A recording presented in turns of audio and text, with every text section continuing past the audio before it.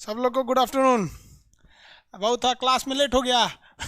Actually हम देख रहे थे ट्रम्प जीत रहा है कि बाइडेन जीत रहा है। भाई कांटे की टक्कर है, बाइडेन थोड़ा आगे है, मतलब 10-15 सीट आगे है। कितने सीट आगे हैं? 10-15 सीट आगे हैं। भाई ट्रम्प जीत जाए भारत के लिए अच्छा है, लेकिन ऐसा नहीं कि बाइडेन जीत जाएंगे तो भारत के लिए गड़बड़ है। बस वो चाइना के एस्पेक्ट्स में अगर देखते हैं ना तो ठीक नहीं है। बाइडेन का झुकाव चाइना की ओर ज़्यादा है। अदरवाइज में हम लोग के लिए कोई दिक्कत नहीं है, क्योंकि हमारी दोस्ती ट्रम्प से थोड़ी है, हमारी दोस्ती अमेरिका से है कि नहीं। और अमेरिका की दोस्ती मोदी जी से थोड़ी है, उसकी दोस्ती भारत से। लेकिन हाँ, एक होता है ना कि एक एक पुराना दोस्त दो नए दोस्त से ज़्यादा अच्छा माना जाता है। खैर, हम तो दुआ करते हैं भैया ट्रम्प जीत जाए।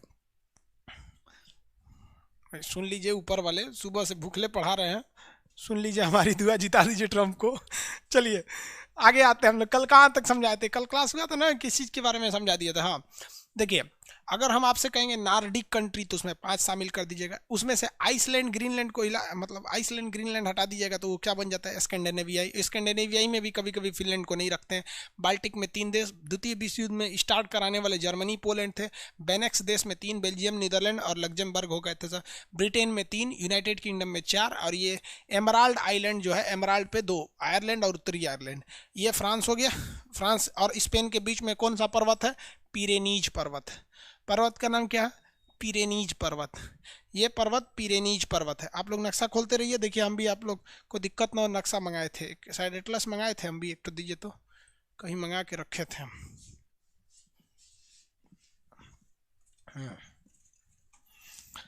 आप में से ज़्यादातर लड़कों ने ये वाला एटलस खरीद रखा है, ये हम भी मंगा दिए ताकि आप लोग को दिक्कत ना आए। आप लोग ये वाला एटलस, खैर हम अपना एटलस बनवा रहे हैं, उसमें टाइम लगती है थोड़ी, जानते हैं ना, सर्वे ऑफ इंडिया से जाके परमिशन लेना पड़ता है। ये पेज नंबर इस पर किस पे? 63 पे था इसमें, ये वाली बुक का। ये कौन सी बुक है? देखिए 9वां संस्करण है शायद, 9th एडिशन, 9वां संस्करण है। यहाँ पे इसका पेज नंबर 63 पे था। 62 पे इसका फिजिकल मिल जाएगा, 63 पे मिल जाएगा। यहाँ पर, यहाँ हर एक देश आपको मिल जाएंगे, से एंडोरा वगैरह हर एक चीज़ का मिल जाएगा यहाँ पे। ठीक है, अब आगे हम लोग बढ़ते हैं। इससे पहले आपको बता दिए थे बहुत हद तक। आगे देखिए, एंडोरा बताए थे आपको, स्पेन फ्रांस के बीच में था।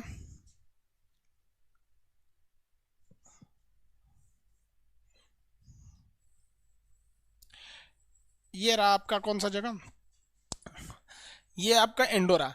यहाँ पे पर्वत कौन सा था? पिरेनीज पर्वत। अब आगे आते हैं हम लोग, थोड़ा सा इससे हट के आगे। आप यहाँ आए फ्रांस के पास। फ्रांस के पास अगर आप देखेंगे तो यहाँ पर मिलेगा आपको स्विट्जरलैंड। फ्रांस के पास आपको मिलेगा स्विट्जरलैंड। देखिए फ्रांस के जस्ट पीछे आपको कौन सा जगह मिलेगा? स्विट्जरलैंड। कौन सा जगह मिल गया? स्विट्जरलैंड। देखिए तो कितने लोग को नहीं मिला। फ्रांस के जस्ट बगल में मिलेगा आपको स्विट्जरलैंड, उसके जस्ट पीछे है फ्रांस के स्विट्जरलैंड। मिल गया स्विट्जरलैंड? नहीं मिला जी स्विट्जरलैंड। हाँ ना, कुछ बोलिएगा लोग, मिल गए कि नहीं? मिल गया, हाँ स्विट्जरलैंड। देखिए स्विट्जरलैंड से 3 चीज़ें याद रखिएगा। स्विट्जरलैंड की जो इकोनॉमी है ये पूरी तरह से टूरिज्म पे स्थित है, इसलिए लोग स्विट्जरलैंड घूमने जाते हैं। बहुत फेमस जगह है स्विट्जरलैंड घूमने के लिए। स्विट्जरलैंड के 3 शहर फेमस है। स्विट्जरलैंड की राजधानी बर्न है। स्विट्जरलैंड की राजधानी बर्न है। स्विट्जरलैंड की राजधानी क्या है? बर्न है। स्विट्जरलैंड का एक शहर है जिसका नाम है दाबोस। स्विट्जरलैंड का शहर दाबोस इतना छोटा है, इसमें आपको दिखेगा ही नहीं दाबोस। दाबोस पूरी दुनिया के प्रधानमंत्री की हर साल दाबोस में एक मीटिंग होती है कि हम अपनी इकोनॉमी को कैसे बूस्ट कर सकें। और ये क्वेश्चन अक्सर आता है कि विश्व आर्थिक मंच, इंटरनेशनल इकोनॉमिक फोरम, विश्व आर्थिक मंच की बैठक दाबोस में होती है। ये दाबोस शहर किस देश में है? तो ये दाबोस शहर आप याद रखेंगे स्विट्जरलैंड में स्थित है। स्विट्जरलैंड में इसे दूसरा शहर हो गया। स्विट्जरलैंड का सबसे बड़ा शहर है जेनेवा। स्विट्जरलैंड का सबसे बड़ा शहर है जेनेवा, जो एकदम फ्रांस के सट के है। मेरी ओर देखिए सब लोग, मेरी ओर देखिए सब लोग, यहाँ पर एकदम फ्रांस में, इतना फ्रांस से सट के है कि वो जेनेवा फ्रांस में लिख देगा, लेकिन लिखावट पे नहीं जाया जाता। वहाँ डॉट कहाँ बनाए? अब हम लिखेंगे ऐसे जनेवा, जनेवा, तो इतना में तो इतना बड़ा एरिया हो जाएगा, तो इतना बड़ा एरिया में तो जनेवा होगा नहीं, तो वहाँ एक डॉट देखिए फ्रांस में लिख दिया होगा जनेवा, लेकिन वो है कहाँ पे? स्विट्जरलैंड में। स्विट्जरलैंड में जगह नहीं था इसलिए उधर जाके लिख दिया जनेवा। कौन सा जगह है? जनेवा। मिल गया जनेवा, किसी को कोई दिक्कत नहीं है? जनेवा। Very good. जनेवा में भाई साहब मुख्यालय बहुत ज़्यादा है चीज़ का, WHO, WTO, जितना चीज़ का मुख्यालय याद आ रहा है तो ठीक है, नहीं याद आ रहा है तो जनेवा मार दीजिए, तुक्का सही लग जाता है। आखिर ऐसा जनेवा में इतने ज़्यादा मुख्यालय बनाए क्यों गए, किसने बनाया जनेवा में इतना मुख्यालय, तो समझिए ध्यान से कैसे बना। पूरी दुनिया जब प्रथम विश्व युद्ध लड़ी थी, फर्स्ट वर्ल्ड वार, तो पूरी दुनिया की इकोनॉमी तबाह हो गई थी। इसलिए अमेरिका के उस वक्त के राष्ट्रपति थे रूजवेल्ट, उन्होंने सुझाव दिया कि पूरी दुनिया को कंट्रोल करने के लिए एक मॉनिटरी बॉडी चाहिए कि नहीं, कि जैसे मान लीजिए हम लोग तो अपने सरकार की बात सुनेंगे, पाकिस्तान के लोग अपनी सरकार की बात सुनेंगे, नेपाल के लोग वहाँ की, तो कोई एक ऐसी गवर्नमेंट होनी चाहिए जिसकी बात सारे लोग सुने, यानी एक इंटरनेशनल फोरम होना चाहिए। तो इन्होंने 1910 में USA के प्राइम मिनिस्टर प्रेसिडेंट रूजवेल्ट ने 1920 में एक संगठन बनाया जिसका नाम रखा league of nation. League of nation कहा गया कि ये पूरी दुनिया को कंट्रोल करेगी, और इस लीग ऑफ नेशन का हेडक्वार्टर जो था वो जनेवा में था। कहाँ था? जनेवा में, क्योंकि जनेवा एक तरह से देखिएगा पूरी दुनिया के लिए सेंटर पड़ जाता है। और इसका जो मेन काम था, कई सारे काम दिए गए थे। इसका काम क्या दिया गया था भाई? लीग ऑफ नेशन का काम। लीग ऑफ नेशन कब बना था? 10 जनवरी 1920। 10 जनवरी 1920। क्या नाम था इसका? League of nation. राष्ट्र संघ, संयुक्त राष्ट्र संघ नहीं, राष्ट्र संघ, लीग ऑफ नेशन।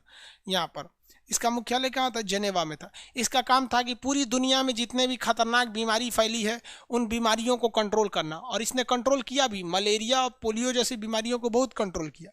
पूरी दुनिया में बिजनेस को बढ़ावा देना, ताकि बिजनेस से बढ़ावा देने तो लोगों को इनकम होगा, जीवन सुधरेगा, तो बिजनेस को भी बढ़ावा दिया था। तो बीमारियों से लड़ने के लिए बनाया गया था WHO।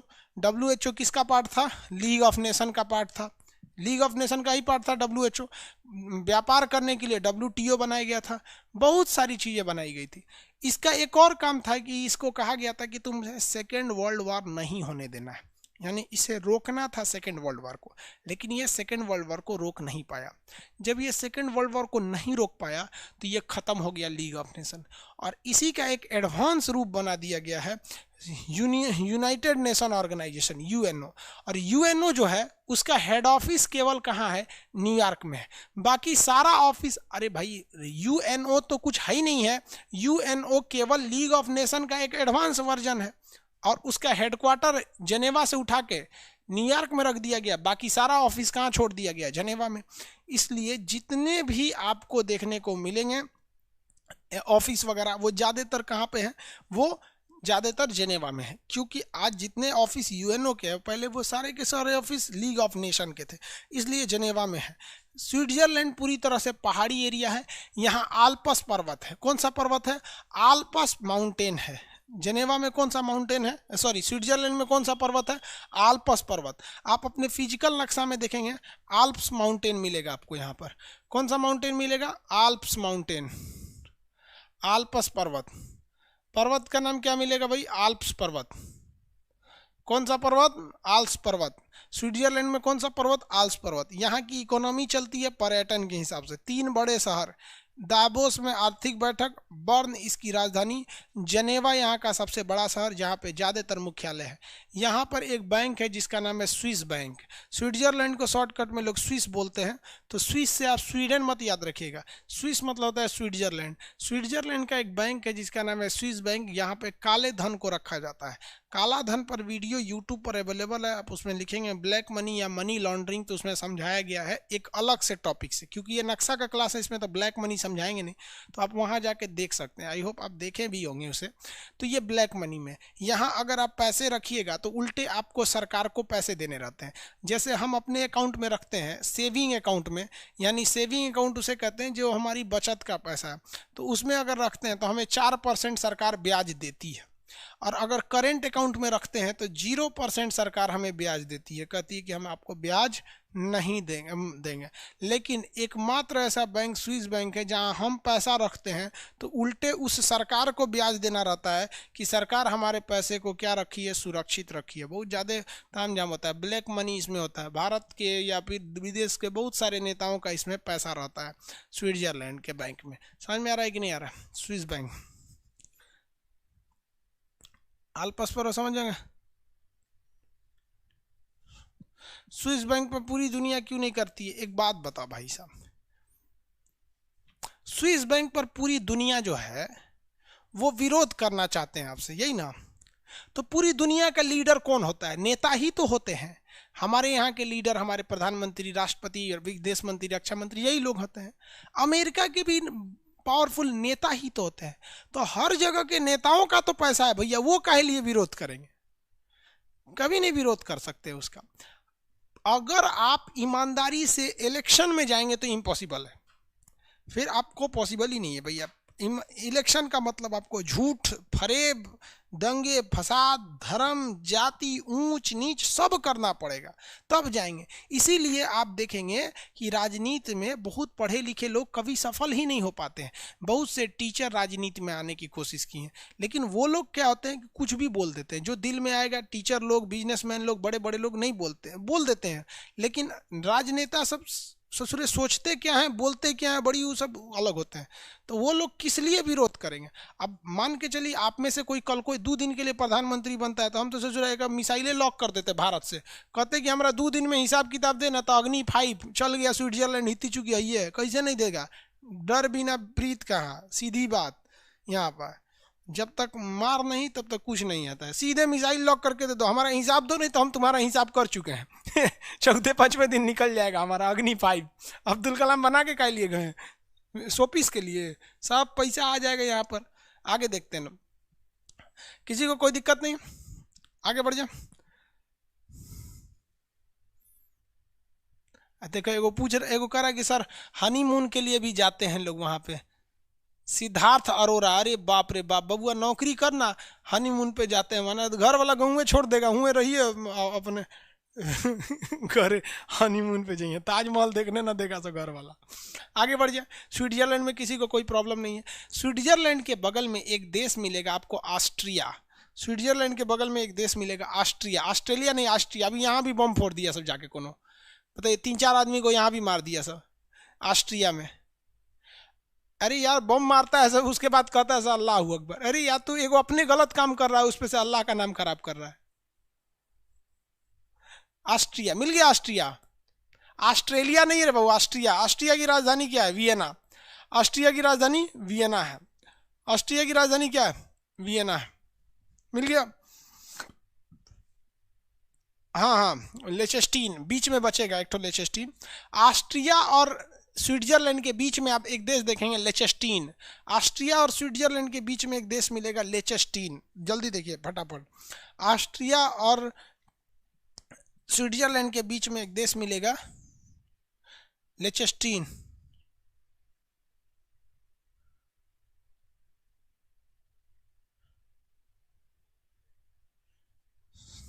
हो गया।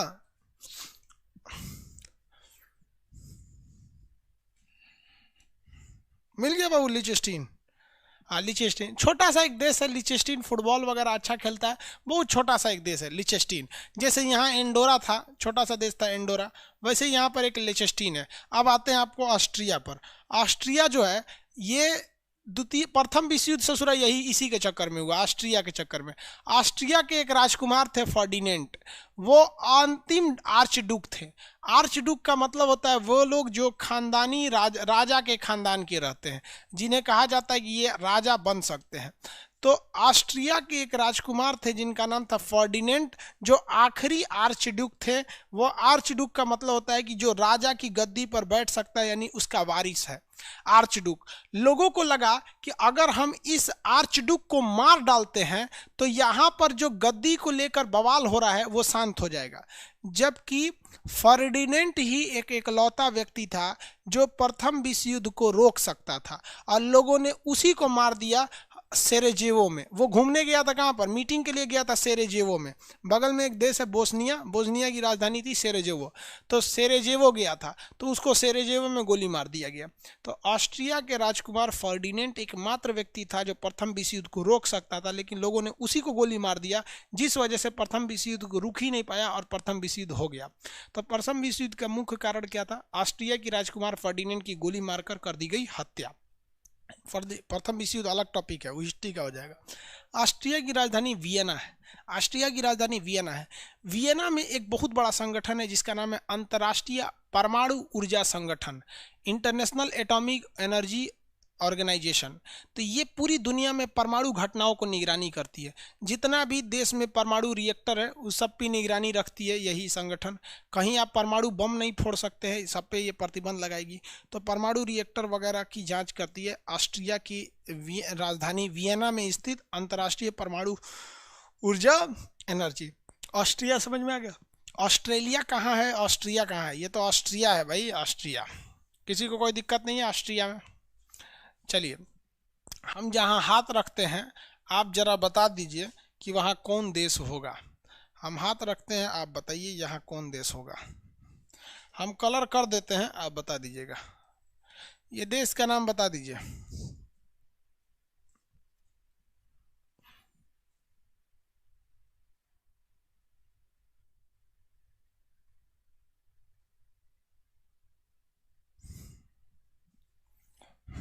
हो गया? पुर्तगाल, वेरी गुड। यहाँ 3 देशों का एक समूह है, इन तीनों का नाम बता दीजिए। 3 देशों का एक समूह है, इन तीनों का नाम बता दीजिए।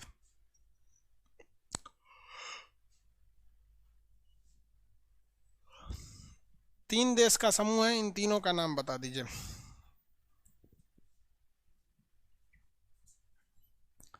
बेनेक्स, वेरी गुड। यहां भी 3 देशों का एक समूह है। ये 3 देशों का एक समूह है, इसका नाम बता दीजिए। ये 3 देशों का एक समूह है, इसका नाम बता दीजिए।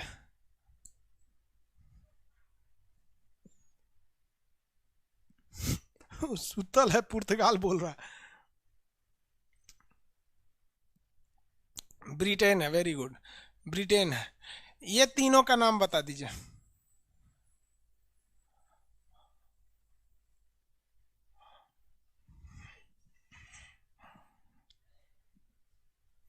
उस तीनों का नाम बता दीजिए।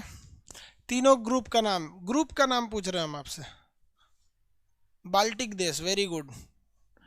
यहाँ पे 4 देशों का ग्रुप बता दीजिए। इस 4 का नाम बता दीजिए।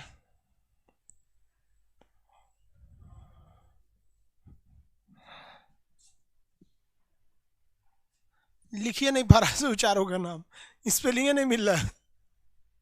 चारों का नाम बता दीजिए। स्कैंडिनेवियाई, वेरी गुड, स्कैंडिनेवियाई। यहाँ 2 देश हैं, इन दोनों का नाम बता दीजिए।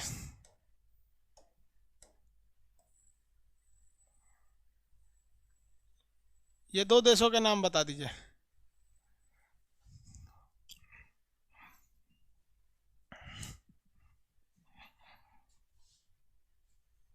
जर्मनी और पोलैंड, जर्मनी और पोलैंड। किसी कोई दिक्कत नहीं है?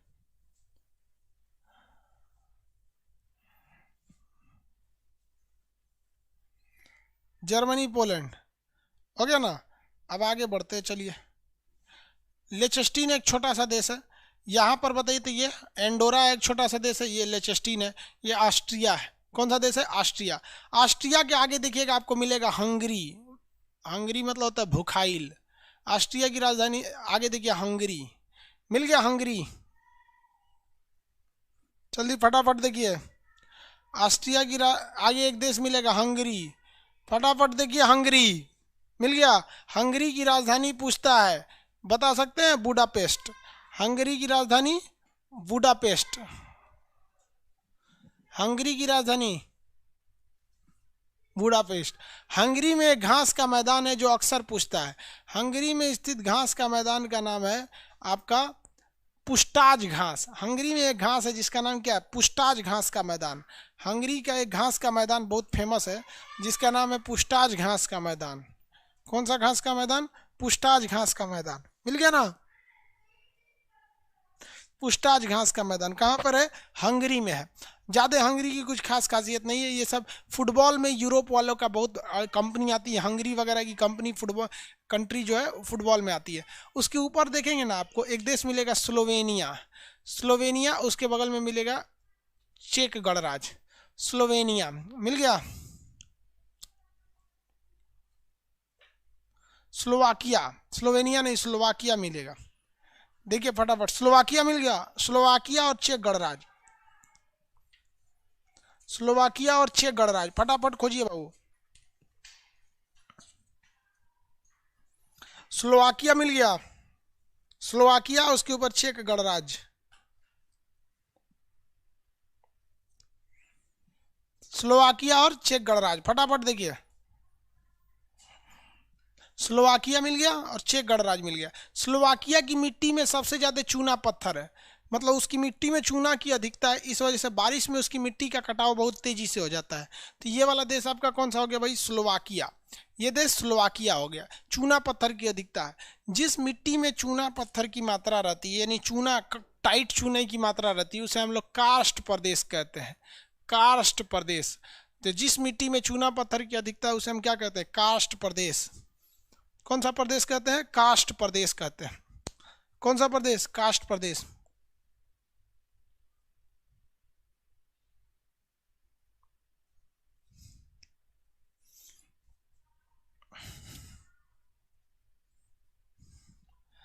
कौन सा प्रदेश? कास्ट प्रदेश। कहाँ पर है कास्ट प्रदेश? तो ये वाला स्लोवाकिया में। कास्ट प्रदेश कहाँ है? स्लोवाकिया में। कास्ट प्रदेश स्लोवाकिया में स्थित है। किसी को कोई दिक्कत है? कास्ट प्रदेश स्लोवाकिया में स्थित है। कास्ट प्रदेश स्लोवाकिया में, मतलब वहाँ चूना पत्थर के अधिक। उसके बाद यहाँ देखेंगे चेक गणराज्य। चेक गणराज्य की राजधानी है देखिए प्राग। चेक गणराज्य की राजधानी क्या है? प्राग। यहाँ 2006 में एक अंतर्राष्ट्रीय खगोल संघ की बैठक हुई और प्लूटो को ग्रह की श्रेणी से निकाल दिया गया। तो प्लूटो को जब ग्रह की श्रेणी से निकाल दिया गया तो बचे हुए ग्रहों की संख्या हो गई है 8। बचे हुए कितने ग्रह हैं? 8। तो प्लूटो को जब ग्रह की श्रेणी से निकाल दिया गया तो उसका नाम रख दिया गया है 134340। 134340 प्लूटो का नाम क्या हो गया? 134340। इसको ग्रह की श्रेणी से निकाल दिया गया प्लूटो को। क्यों निकाला गया है? क्योंकि ये जो था अपने जस्ट पहले वाला ग्रह, यानी प्लूटो को हिंदी में कहते हैं यम, इससे पहले वाला ग्रह यानी वरुण यानी नेपच्यून, नेपच्यून की ऑर्बिट को काट रहा था, पहला रीजन। दूसरा रीजन जो था ये चंद्रमा से भी साइज में छोटा था, यानी ये किसी सैटेलाइट से छोटा था। तो सैटेलाइट से छोटा रहेगा तो उसे प्लेनेट थोड़ी कहेंगे, तो इसे निकाल दिया गया। चेक गणराज्य की राजधानी कहाँ से निकाल दिया गया? यहाँ पे चेक गणराज्य की राजधानी क्या है? प्राग। चेक गणराज्य की राजधानी क्या चीज है? प्राग है। समझ में आ गया कि नहीं आ गया? चेक गणराज्य की राजधानी प्राग। इतना कंप्लीट हो गया? समझ में आ गया इतना? चलिए, ये वाला जगह कौन सा हो गया? चेक गणराज्य। उसके बगल में कौन सा हो गया? हंगरी। अब नीचे आएंगे तो आपको एक लटका हुआ देश मिलेगा जिसे जो इटली है। यहीं पे राहुल गांधी का ननिहाल है, इटली। यह है इटली। समझ में आ गया कि नहीं आ गया? कौन सा जगह है? इटली है। फटाफट देखिए इटली, ये जगह हो गया इटली। इटली नहीं मिला? इटली मिल गया है बाबू, इटली मिल गया। इटली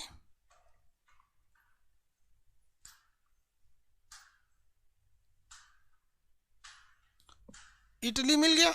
देखिए, अब इटली अगर आपको मिल गया है तो इटली में अगर आपको कहते हैं कि शहर ढूंढिए इटली में, इटली बहुत ही पुराना शहर है, बहुत बड़ा शहर है इटली। इटली के यहाँ पर आपको मिलेगा एक शहर मिलान। इटली के यहाँ पर एक मिलान मिलेगा और एक मिलेगा फ्लोरेंस। इटली के ऊपरी भाग में 2 शहर इटली में है, मिलान, फ्लोरेंस, और एक इधर मिलेगा आपका वेनिस। 3 शहर देखिए फटाफट, मिलान, फ्लोरेंस, वेनिस। मिलान, फ्लोरेंस और वेनिस, तीनों शहर मिल गए सब। मिलान, फ्लोरेंस, वेनिस। फ्लोरेंस थोड़ा सा नीचे मिलेगा, नहीं मिला बाबू? मिलान का रहने वाला था डोमिटो मुसेलिनी। मिलान का रहने वाला था डोमिटो मुसोलिनी। डोमिटो मुसोलिनी फांसीवाद का जनक था। फांसीवाद किसे कहते हैं? ऊंचे जाति का जहां बोलबाला रहता है उसे हम फांसीवाद कहते हैं। ऊंचे जाति का जहां बोलबाला रह जाए उसे क्या कहा जाता है? फांसीवाद के नाम से जाना जाता है। किसी को कोई दिक्कत नहीं है? ऊंची जात का जहाँ पे भी मिलेगा बोल वाला उसे क्या कहेंगे, फांसीवाद कहते हैं। भारत में भी फांसीवाद बहुत ज़्यादा देखी जाती है, कई जगह पे नहीं भी देखी जाती है, तो वो अलग मैटर है। हमारे यहाँ पहले बहुत ज़्यादा देखा जाता है फांसीवाद को। तो ये हो गया आपका फांसीवाद की शुरुआत डोमिटो मुसोलिनी ने किया था। उसके नीचे हल्का सा बीच में नीचे देखेंगे तो फ्लोरेंस एक शहर मिलेगा। फ्लोरेंस की रहने वाली थी फ्लोरेंस नाइटिंगेल। फ्लोरेंस नाइटिंगेल जो थी वो क्रीमिया युद्ध में भाग ली थी। किस युद्ध में भाग ली? क्रीमिया युद्ध में वो क्या की थी, भाग ली थी फ्लोरेंस नाइटिंगेल, जिसे लेडी विद द लैम्प कहा जाता था। वो दुनिया की पहली नर्स बनी थी जिसे सिस्टर सिस्टर कह के फौजी बुलाते थे, क्योंकि वो फौजी घायल फौजियों का इलाज करती थी। कहाँ की रहने वाली थी? वो इटली के फ्लोरेंस शहर की थी। वेनिस ये शहर है। वेनिस शहर के नीचे हम आपसे पूछते हैं कौन सा सागर है? वेनिस शहर के नीचे कौन सा सागर है? आंसर दीजिए। वेनिस शहर के नीचे कौन सा सागर है? आंसर दीजिए।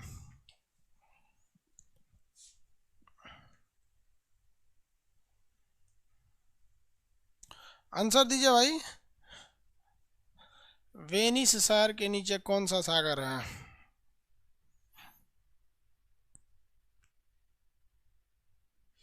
एड्रियाटिक सागर। वेरी गुड, एड्रियाटिक सागर। तो क्वेश्चन भी पूछता है एड्रियाटिक सागर की रानी किसे कहा जाता है? तो वेनिस को एड्रियाटिक सागर की रानी कहते हैं, क्योंकि ये पूरा का पूरा जो समंदर का एरिया आप देख रहे हैं, ये वाला एरिया, इस एरिया में सबसे बड़ा शहर अगर कोई है तो वो वेनिस है। कौन सा शहर? Venice. Venice. Merchant of Venice किस लेखक की पुस्तक है?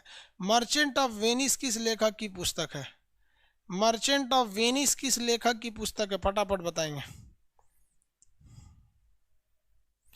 मर्चेंट ऑफ वेनिस किस लेखक की पुस्तक है? फटाफट आंसर देंगे।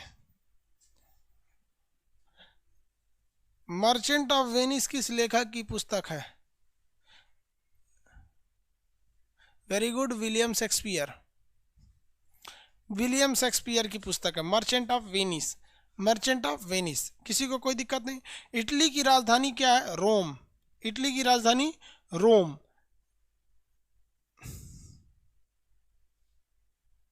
इटली की राजधानी क्या है? रोम। देखिए फटाफट। इंग्लिश में कहावत कहा जाता है Rome was not built in one day. Rome एक दिन में बन के तैयार नहीं हुआ था, ये बहुत लंबा मेहनत करके बना था। तो आप सोचते हैं कि एक दिन में रिजल्ट हो जाएगा, तो नहीं होने वाला है, इसके लिए लंबा मेहनत करना पड़ेगा। इटली की राजधानी क्या है? रोम है। इटली की राजधानी रोम। किसी को कोई दिक्कत नहीं है? चलिए इटली में हम आपसे शहर पूछते हैं। देखिए ये वाला जो शहर है इटली का, ये शहर जो है ये किसके लिए? मिलान है। यहाँ बीच में फ्लोरेंस है। यहाँ पर क्या चीज़ है? वेनिस है। ये राजधानी इसकी क्या है? रोम है। इटली की राजधानी क्या है? रोम। इटली की राजधानी रोम। रोम। रोम के पास आपको एक जगह मिलेगा वेटिकन सिटी। रोम के पास देखिए वेटिकन सिटी मिलेगा। देखिए फटाफट, रोम के पास वेटिकन सिटी। Vatican city.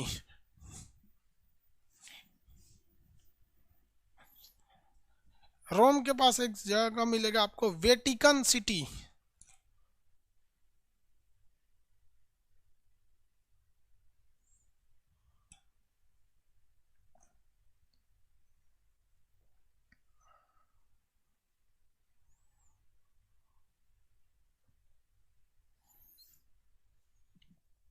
दुनिया का सबसे छोटा देश कौन सा?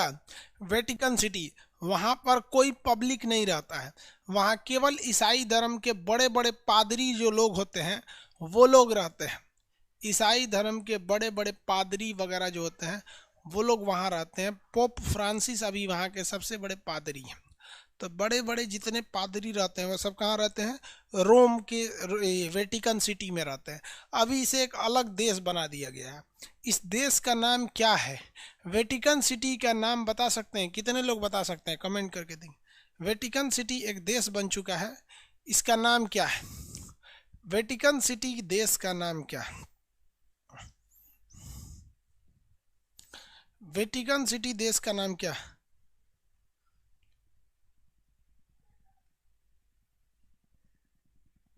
होली सी। सागर गढ़वाल। सागर जी बहुत अच्छा। वेटिकन सिटी का नया नाम है होली सी, पवित्र सागर। होली सी, पवित्र सागर। इटली के एक बहुत बड़ा द्वीप नीचे देखेंगे सिसिली द्वीप है। देखिए इटली का एक बहुत बड़ा द्वीप है सिसिली द्वीप।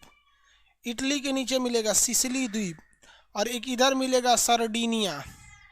सिसिली और सरडीनिया मिल गया। ये वाला जो द्वीप है इसका नाम है सरडीनिया, और एक इधर बड़ा सा जो है इसका नाम है सिसिली। मिल गया सिसिली और सरडीनिया। फटाफट देखिए,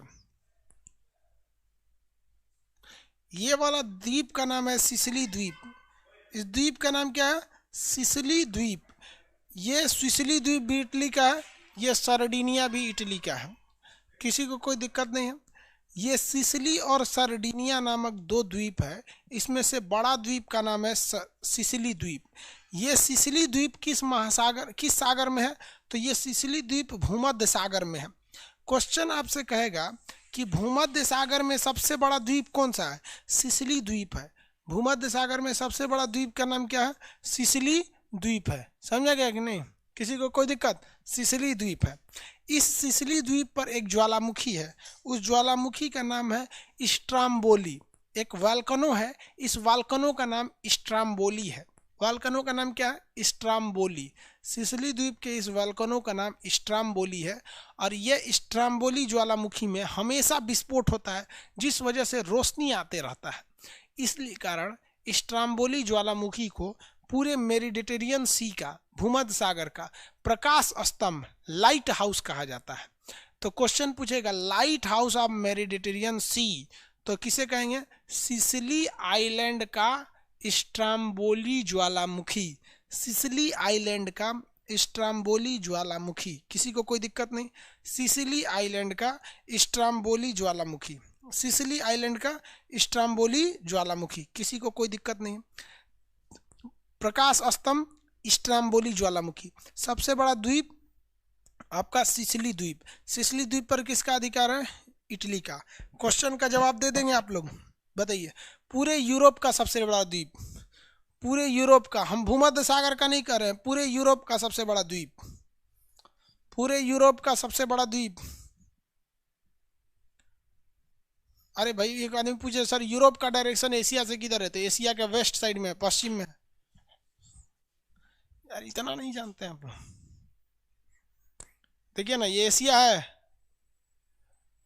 इसके वेस्ट साइड में है ना। हो गया। ये इंडिया से देख रहा था सर, तब भी तो वेस्ट ही हो गया। नहीं, ब्रिटेन द्वीप होगा।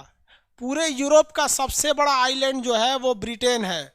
पूरे यूरोप का सबसे बड़ा आइलैंड है ब्रिटेन है। ये ग्रीनलैंड तो नॉर्थ अमेरिका का है।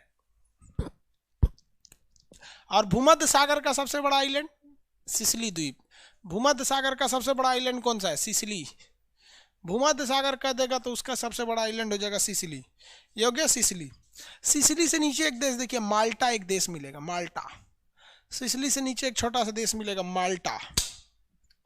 सिसिली से नीचे एक छोटा सा देश मिलेगा, माल्टा। फटाफट देखिए माल्टा।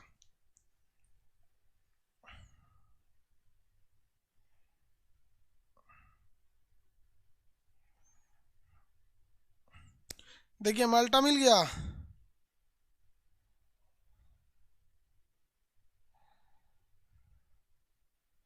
मिल गया बाबू माल्टा।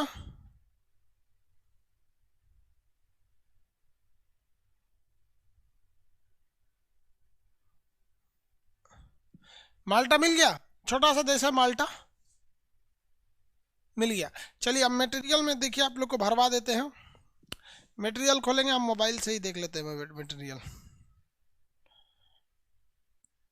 आप लोग को गाइड कर देते हैं, भर दीजिएगा आप लोग, नहीं तो फिर भरवाएंगे हम।